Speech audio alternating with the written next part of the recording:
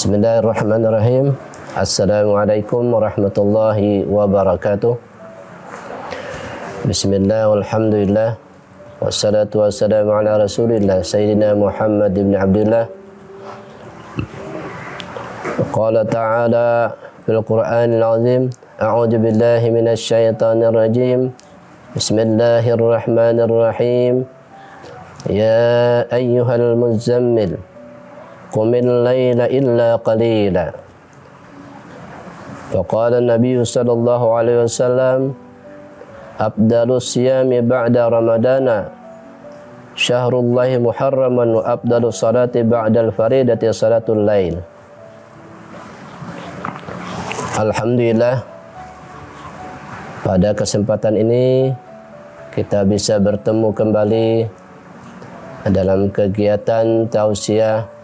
Dan kali ini kami akan menyampaikan sekilas tentang Qiyamul Lail, di mana disebutkan bahwa Qiyamul Lail itu secara harfiah atau arti katanya yaitu setiap kegiatan ibadah yang dilaksanakan pada malam hari.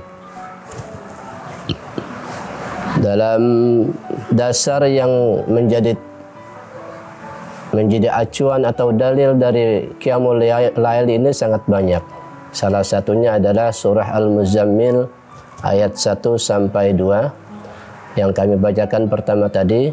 Allah Ta'ala berfirman, Ya ayyuhal muzammil, wahai orang-orang yang berselimut, qumil laila illa qalila, bangunlah kamu untuk melaksanakan salat pada malam hari, illa qalila, kecuali bagi sebagian kecil. Dalam hadis Rasulullah yang diriwayatkan oleh Muslim nomor 1163 dari Abu Hurairah, Rasulullah bersabda, afdalus siyami ba'da ramadana syahrullah muharraman wa afdalus salati ba'dal faridati salatul lail. Seabdal-abdal puasa sudah Ramadan adalah puasa di bulan Muharram, dan seabdal-abdal salat sesudah salat fardu yaitu salat malam. Berarti sesuai dengan apa yang disampaikan dalam surah Al-Muzammil dan hadis riwayat Muslim tadi, bahwa yang namanya Qiyamul Lail itu sangat penting bagi kita.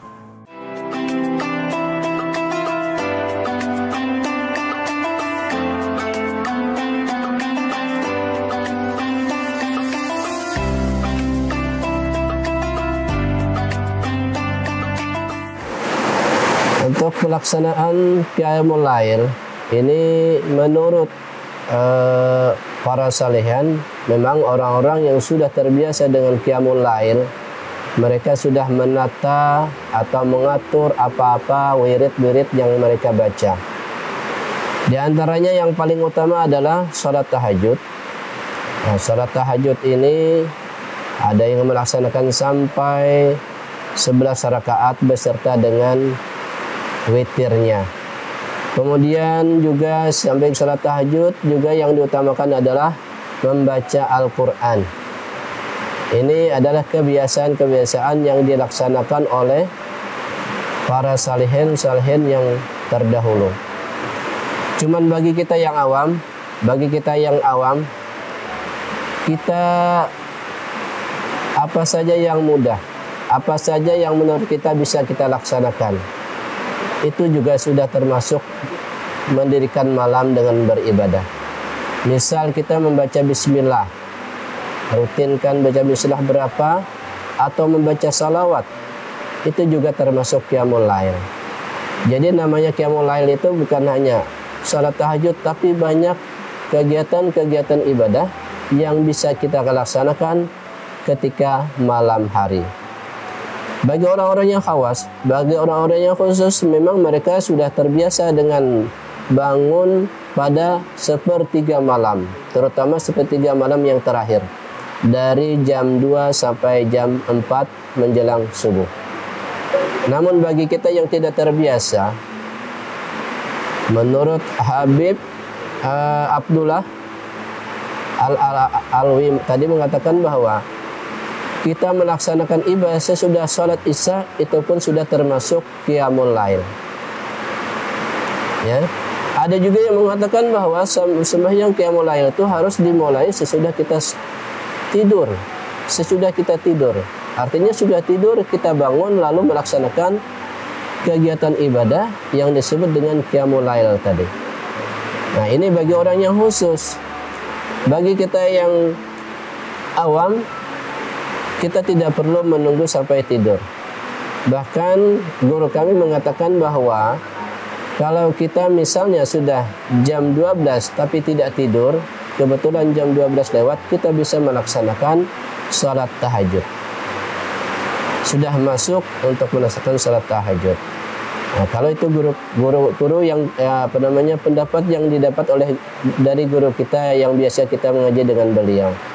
Bahkan menurut beliau, kalau kita malam itu kita terjaga atau tidak bisa tidur selama kita tidak melaksanakan kemaksiatan atau mengerjakan kemaksiatan, kita terjaga saja tidak melaksanakan salat, tidak melaksanakan ibadah, itu pun sudah dapat doanya orang-orang salihin yang setiap malam itu rutin melaksanakan qiyamul lail pada sepertiga malam terakhir.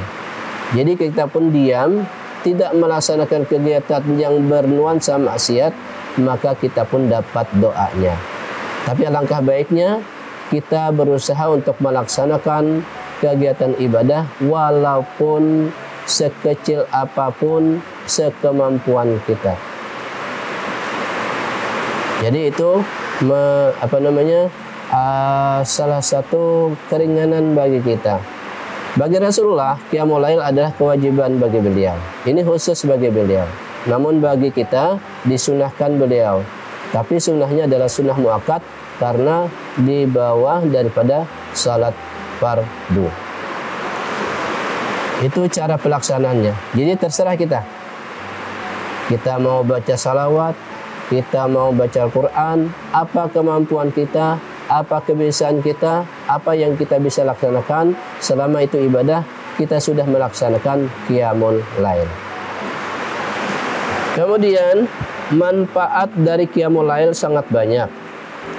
Manfaat dari qiyamul lail itu sangat banyak.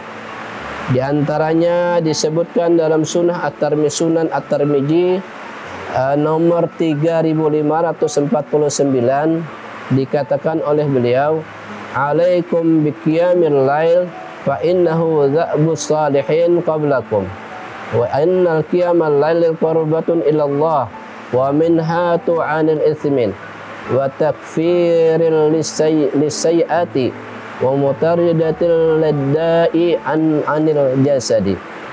Kata beliau, hendaknya kalian melakukan salat malam karena salat malam adalah kebiasaan orang-orang yang terdahulu, dan sesungguhnya salat malam mendekatkan diri kepada Allah serta menghalangi dari dosa, kesalahan dan molok penyakit dari badan kita. Ini pendapat dari Sunan At-Tirmidzi. Beliau mengatakan bahwa salat malam itu akan mendekatkan diri kita kepada Allah Subhanahu wa taala. Karena memang orang-orang yang saleh itu selalu berusaha untuk mendekatkan diri kepada Allah Subhanahu wa taala. Yang paling dekat sekali dan yang paling mudah untuk mendekatkan diri kepada Allah adalah sepertiga malam atau pada malam-malam yang kita bisa laksanakan qiyamul lail. Jadi tujuan mereka ikhlas adalah untuk mendekatkan diri kepada Allah Subhanahu wa taala. Kemudian juga serta menghalangi dari dosa. Nah, jadi kita orang awam pasti sudah dosa itu jadi semacam kebiasaan kita secara tidak sengaja maupun sengaja. Banyak dosa-dosa yang kita lakukan. Mudah-mudahan dengan kegiatan qiyamul lail, dosa-dosa yang kita kerjakan diampuni oleh Allah Subhanahu wa taala. Kemudian dihindarkan dari kesalahan. Dihindarkan dari kesalahan. Kesalahan dari diri sendiri, kesalahan dengan orang lain, sehingga orang yang melaksanakan qiyamul lail itu akan menjadi bersih hatinya, baik di sisi Allah maupun di sisi manusia. Kemudian qiyamul lail juga bisa menolak penyakit dari badan. Karena disebutkan bahwa orang yang melaksanakan salat sesuai dengan gerakan-gerakan, sesuai dengan tata cara salat, maka pada dasarnya dia sudah berolahraga dan dia lebih mendekatkan diri kepada Allah Subhanahu wa taala. Jadi orang yang suka melaksanakan salat itu pada dasarnya mereka juga sudah berolahraga. Nah, tidak salah Sunan At-Tirmidzi mengatakan bahwa mengerjakan qiyamul lail terutama dalam hari ini adalah salat, itu akan menolak penyakit dari badan kita. Penyakit ada dua. Penyakit ada dua. Yang pertama penyakit zahiriyah, yang kedua penyakit batiniyah. Kalau zahiriyah itu penyakit yang ada pada badan kita, seperti flu, batuk, demam, itu adalah penyakit zahiriyah. Penyakit batiniyah, nah ini yang paling utama, adalah penyakit-penyakit hati. Penyakit-penyakit hati ini adalah sangat penting untuk kita bersihkan, karena sangkut pautnya nantinya adalah dengan siksaan Allah Subhanahu wa taala. Nah, oleh karena itu dengan melaksanakan qiyamul lail, maka badan kita akan tertolak dari berbagai penyakit, terutama penyakit-penyakit batiniyah.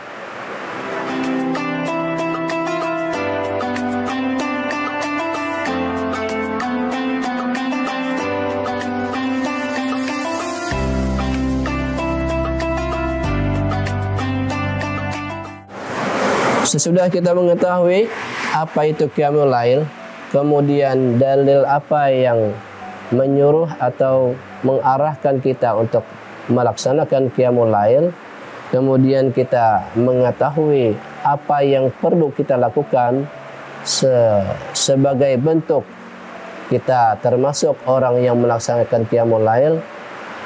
Kemudian juga kita mengetahui manfaat-manfaat. Ini sebagian kecil dari manfaat bagi orang yang melaksanakan qiyamul lail.